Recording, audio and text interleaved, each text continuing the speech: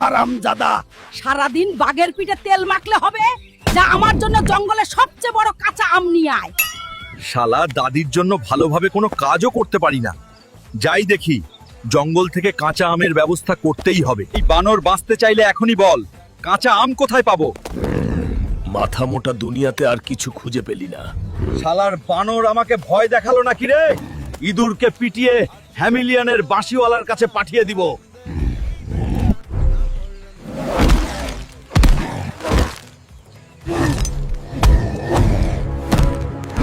এই ইঁদুর সরে যা আমার সামনে থেকে।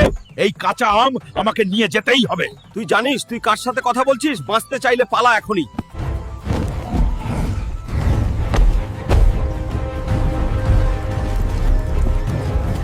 দাদি, এই দেখ, আম আরো বড় লাগবে নাকি এটাতেই হবে? কি রে হারামজাদা, কাঁচা আমের মতো কাঁচা কথা কোথায় শিখলি?